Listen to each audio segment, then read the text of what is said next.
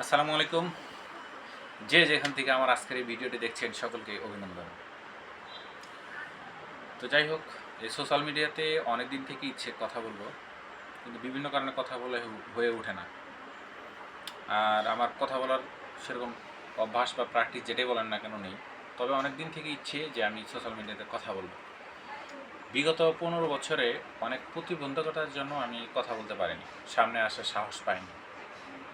তা আজকে যেহেতু দেশ স্বাধীন, আমরা সবাই স্বাধীন, মুক্ত, এবং বর্তমান সরকার চাচ্ছে যে একটি গণতান্ত্রিক উপায়ে দেশ পরিচালিত হোক। তো কাজেই গণতন্ত্র দেশের এটি প্রধান এবং অন্যতম সূত্র বাক স্বাধীনতা। প্রত্যেকটি মানুষের কথা বলার অধিকার থাকবে। তো সেই দিক থেকে আমার মনে হয় যে আমার কথা বলার অধিকার আছে এবং আমি কথা বলতে পারি। বেশি কথা বলবো না, 2 লাইন কথা বলবো। প্রথমত, বিগত কয়েকদিন থেকে আমরা সোশ্যাল মিডিয়ার মাধ্যমে বা বিভিন্ন মিডিয়ার মাধ্যমে আমরা জানতে পারছি, এবং এটা সত্য যে আমাদের দেশের 8টি জেলাতে ভীষণ আকারে বন্যা কবলিত হচ্ছে, প্রচণ্ড বন্যা হচ্ছে। এই বন্যায় কিন্তু লক্ষ লক্ষ মানুষ ক্ষতিগ্রস্ত হচ্ছে এবং অনেক মানুষ কিন্তু মারাও গেছে। তাদের সাহায্য সহযোগিতার জন্য পুরো বাংলাদেশের মানুষ হাত বাড়িয়ে দিছে এবং সকলের দৃষ্টিভঙ্গি সেই দিকে।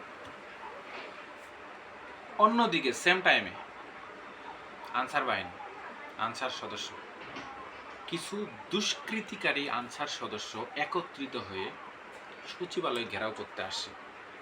এদের মূল উদ্দেশ্য কি? আমার প্রশ্ন।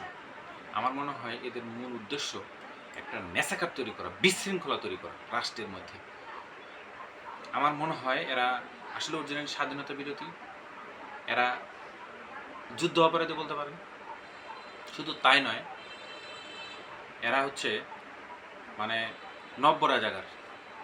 কারণ দেশের প্রত্যেকটা মানুষ এবং তাদের দৃষ্টিভঙ্গি একদিকে, আর এদের দৃষ্টিভঙ্গি বাংলাদেশের রাষ্ট্র কাঠামোকে ধ্বংস করার জন্য সচিবালয়ে একত্রিত হয়েছে। আমি আশা করব বর্তমান সরকার সুষ্ঠু তদন্তের মাধ্যমে এই সমস্যার সৃষ্টি করার পিছনে কারা জড়িত তাদেরকে খুঁজে বের করবে। এবং আরেকটি কথা আমি যুক্ত করতে চাই, এই আনসার বাহিনী কি জানেন, এই আনসার সদস্যরা কি জানেন, বিভিন্ন সরকারি দপ্তরের কেশিয়ার বোঝেন, মন্টু চেনেন? মন্টু মানে মামু, তাদের ভাষায় মন্টু মানে টাকা, আমাদের ভাষায় টাকা, তাদের ভাষায় মন্টু। এরা হচ্ছে কেশিয়ার। প্রত্যেকটা সরকারি দপ্তরে, পাসপোর্ট অফিসে যান, তারপরে বিভিন্ন মানে সরকারি যে দপ্তরগুলো আছে সেখানে যান, সেখানে কিন্তু আনসার বাহিনীর ডিউটি করে। তাদের হাত দিয়েই দুর্নীতির সূচনাটা হয়। তারা হচ্ছে মেইন কেশিয়ার। তো আমি চাচ্ছি যে সরকার তাদের বিশেষ সুষ্ঠু তদন্তের মাধ্যমে একটা নেতিবাচক জায়গায় নিয়ে আসবে।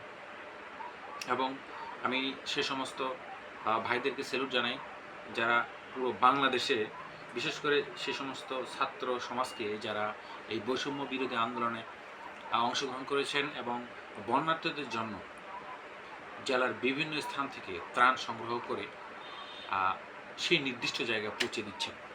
তাদেরকে আমি অভিনন্দন জানাই। যাই হোক, আমি আর কথা বাড়াচ্ছি না। সবাই আমার এই ভিডিও দেখবেন, অবশ্যই ভিডিওটি শেয়ার করে দেবেন। গঠনমূলক একটা কমেন্ট চাই, যে কমেন্টের উপর ভিত্তি করে আমি পরবর্তীতে ভিডিও বানাবো, এবং আমি খুব শীঘ্রই রেগুলার আসছি ইউটিউবে। সবাই আমার চ্যানেলটি সাবস্ক্রাইব করে রাখবেন। সকলে ভালো থাকবেন, সুস্থ থাকবেন এই কামনায়। আসসালামু আলাইকুম।